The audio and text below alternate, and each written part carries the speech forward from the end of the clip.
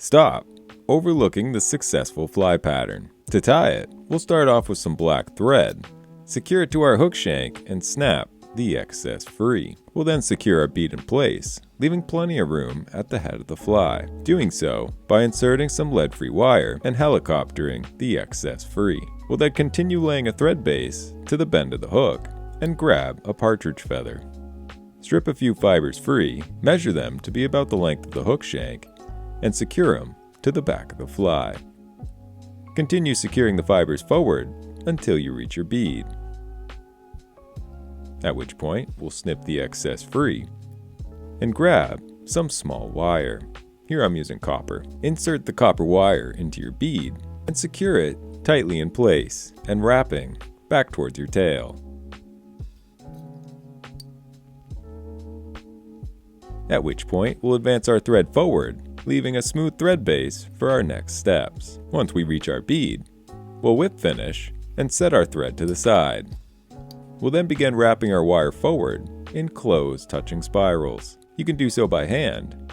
However, if you have a rotary vise, this makes it far easier. Continue wrapping your wire forward, stopping just short of your bead, at which point we'll secure, taking thread wraps both in front as well as behind the wire, and helicoptering the excess free. We'll then grab some dubbing.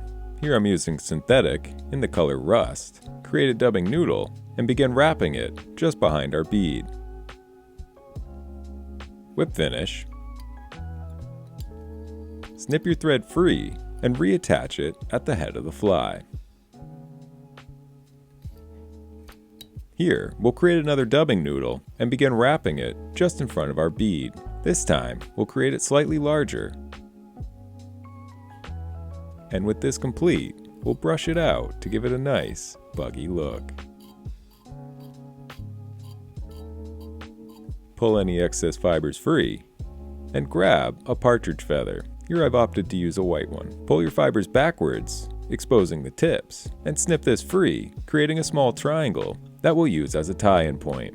We'll then secure it tightly to the head of our fly, grab our feather, brushing the fibers backwards and beginning to hackle it around the head of our fly, doing so for about 1 to 2 turns. At which point, we'll secure it with our thread, carefully trying to avoid trapping any fibers underneath. Snip the excess free. Use your fingers to brush the fibers backwards and wrap your thread slightly over the top of them. This will help give them a nice brush back look. We'll then whip finish, holding everything in place and building up a small head section. And this is one of my favorite soft hackles to use for pocket water brook trout. They find it hard to resist the colors as is, and the soft hackle adds some extra movement to make it even more enticing. Thank you for watching, subscribe for more, and I will see you in the next one.